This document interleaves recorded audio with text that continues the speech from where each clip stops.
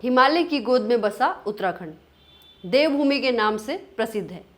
यहाँ की अद्भुत वादियाँ और हरे भरे जंगल और बर्फ से ढके पहाड़ इसकी प्राकृतिक सुंदरता को बयां करते हैं। गंगा और यमुना इस भूमि को जीवनदायिनी जल से भरपूर करती है, जो धार्मिक और सांस्कृतिक महत्व रखती है। यहाँ के मंदिर, आश्रम, तीर्थस्थल हर साल लाखों श्रद्धालुओं और पर्यटकों को आकर्षित करते हैं, जो शांति और आत्मिक शुद्धता की खोज में आते हैं। यहाँ की शांति, स्वच्छ वायु और हरे भरे परिदृश्य मानव आत्मा को सुकून प्रदान करते हैं। लेकिन मानसून के आगमन के साथ ही यह स्वर्ग एक नए रूप में बदल जाता है।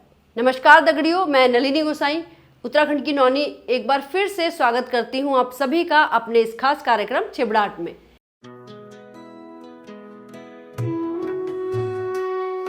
उत्तराखंड की वादियों में जब मूसलाधार बारिश होती है तो यह सुंदरता विनाशकारी शक्ति में बदल जाती है।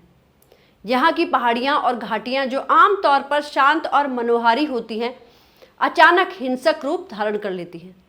तेज बारिश से भूस्खलन और बादल फटने की घटनाएं आम हो जाती हैं, जो गांव और सड़कों को बर्बाद कर सकती हैं और जनजीवन को प्रभावित कर सकती हैं। भूस्खलन से मिट्टी और चट्टानें गिरती हैं, जिससे सड़कों का अवरुद्ध होना, घरों का तबाह होना और जान माल की हानि हो जाती है।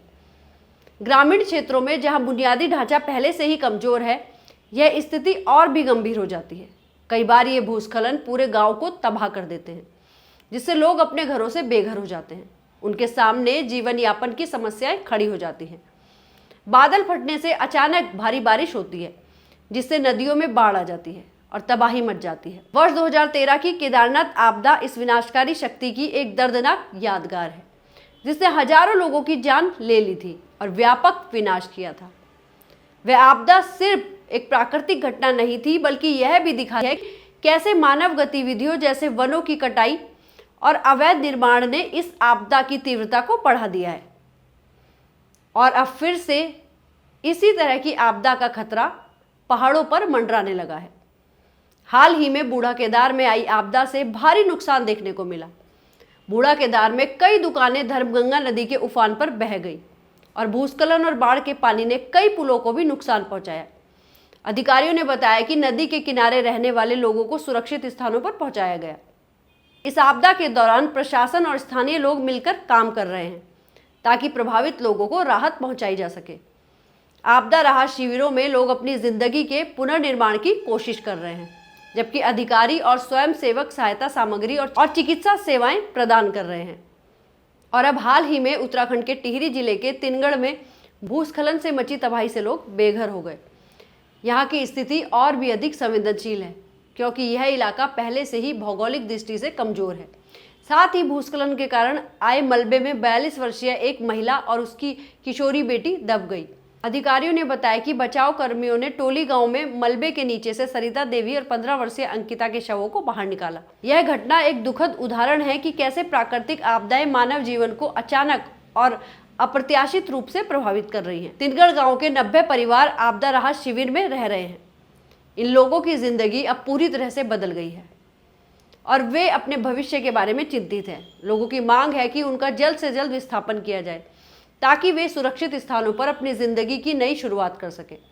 प्रशासन और सरकार को इन आपदाओं से सबक लेते हुए भविष्य में ऐसी घटनाओं से बचाव के लिए ठोस कदम उठाने चाहिए। प्राकृतिक आपदाओं से हमें स्वयं बचना होगा, साथ ही पर्यावरण का संरक्षण करना भी बेहद ज़रूरी है। तो इस समय बरसात का समय है, मानसून का सीज़न है और ख़ास करके पहाड़ी इलाकों में, उत्तराखंड में इस समय जगह जगह आपदाएं आ रही है।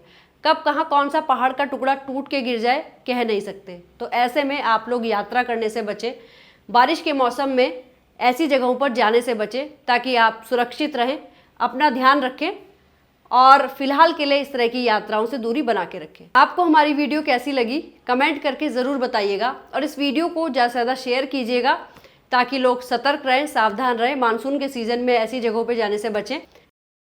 और अगर अब तक आपने हमारे YouTube चैनल को सब्सक्राइब नहीं किया है तो इसे सब्सक्राइब करना बिल्कुल मत भूलिएगा।